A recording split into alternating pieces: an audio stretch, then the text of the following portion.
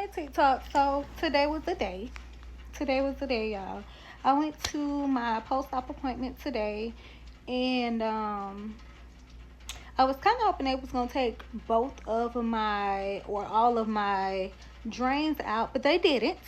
They only took out one on my right side with two and three. So remember I showed y'all two and three, not two and three, three and four yesterday. They really didn't drain that much, but they left in number four because they said sometimes when they take out one drain, then the other one tends to drain a little more.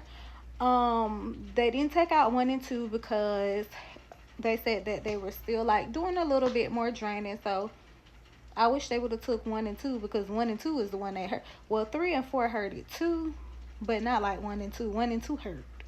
But anyway, so they ended up taking off my bandages and the dressings. And I thought they were gonna give me some more dressings, but they didn't. And y'all, if I never felt no kind of way during my entire breast cancer journey, I felt some way today. I felt some way today. So I know I came on here and I told y'all that I really don't care about breasts because I really don't. Like I was never that kind of girl. But when they took the bandages off, and I seen myself because they have like super huge mirrors on the door in the rooms. So when he took the bandages off and I seen myself, I instantly got sad. And it's not so much about, I don't know, because I don't really know. Oh, my son finna come home. They running through the field. It's raining. I don't really know what I expected. So I can't really say I expected anything. But I kind of feel like today I experienced for the first time ever in life having kids, gaining weight. He's never made me feel how I felt today. Like I felt like I had developed body dysmorphia. That's how I felt today. And I don't know why my eye look like it's swollen over here. And I instantly was sad. So when I got ready to leave, my boyfriend took me to my appointment. And I be telling y'all, I ain't no little punk. Like I don't be with all that crying stuff. And so I was holding my tears. I was sitting over there and I was blinking in the way. And he was trying to joke with me. And I haven't really. Hey, Dari. Hey. I wasn't really saying too much because good. How was your day? You got homework? Yep. Oh, okay. But I wasn't really saying too much because when I get in my little space, I don't really be wanting to talk because I don't really be wanting to lash. I just be trying to process everything. And so I came home and I went in the bathroom and I took my clothes off and I was just looking at them. And I'm like, this one at the top got a dent in it. Not like dent it all the way, but like if you can see it right here. And I think this is like the implant. Now what I want to say is I see a couple people saying they got the dip lap, and that is when they take the fat from your stomach and put it in your breast. Now the surgeon told me when we initially talked about the surgery, he was like, oh, once you have your radiation, if anything happens, if you're not satisfied with it, we could go back in and we could do that. And I was like, well, why we can't just do that from the beginning? He was like, oh, well, that'll be later on down the line. But I'm seeing a couple people, and obviously they're probably in other states, saying that they just went ahead and got that. They never got the implants. They never got the expanders. They just went and got the dip. Like, why? Like, why we couldn't do that? I would have preferred that. These things got my goddamn on chest. Ooh. So I'm talking about their dream. These implants got my chest feeling like this. And then another thing, nobody talked about the numbness.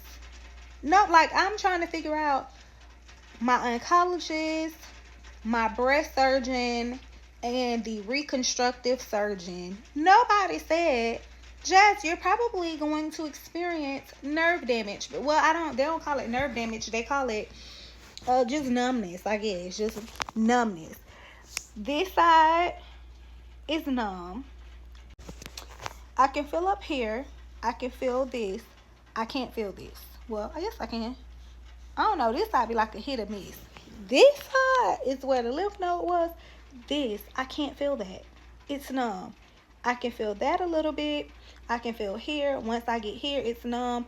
All of this is numb. And the back of my arm, right before my elbow, is numb. When I'm sitting up like this, it feels like my breasts are compacted like this.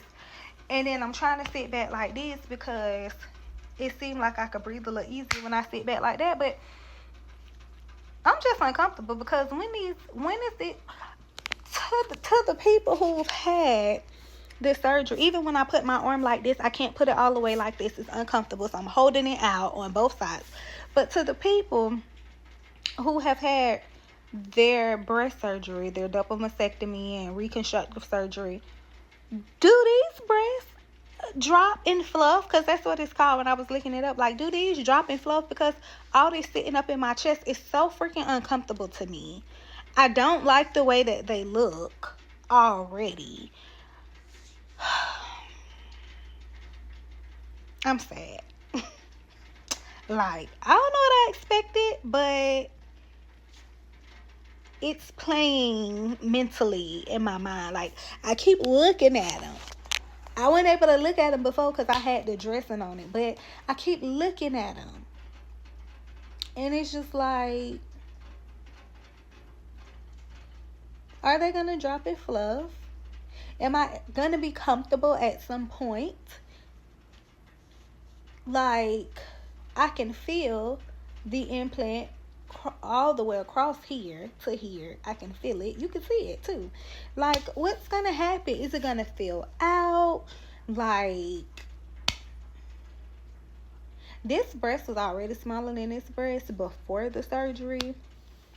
So I ain't really mad about that because it ain't even really that small. It's just the cut over here is a little lower, way lower than it is over here. But once it heals and everything like that, I can go get the 3D tattooing process for the nipple, which I don't even know if I'm gonna do that. But I'm just like, I don't like it. Like, I'm trying not to cry now because I didn't come on here to be doing all that. Like, I don't like it. Like, I don't like the way it look. Like it's playing on my mental. I don't like it. And it ain't like I'm going to just be walking around with my breasts out. So, I don't even know why I'm doing the most. But I guess I am allowed to have a vulnerable moment. And then let me tell you about this man. He gonna tell me, girl, I know you ain't around here crying about that when we was all over here scared. Like, you conquered the hard part and you around here crying about some titties that you ain't like no way. You wasn't showing them off no way. You wasn't doing nothing with them no way. That's not the point. It's not the point, sir. Like, cancer just, you took my hair, you took my eyebrows, you done took my titties. Like, I ain't even mad about my hair. Y'all see it's growing big though. Y'all see it's coming back now. And I don't like this. I don't like this either because my hair wasn't like that. Even though that's light. Y'all can't see it right now, but it is growing in super light. But my hair wasn't like that before cancer. Okay? My eyebrows getting back thick. So praise God for that. And praise God for the entire journey.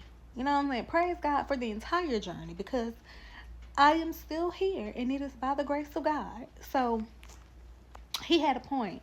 I just don't be liking his little, I guess he feel like, girl, you always around here acting like you hardcore, so let me give you a little hardcore response. He told me he is disappointed in me that I shared a little tear too by not liking my titties. He told me, girl, that's war rooms. You're here.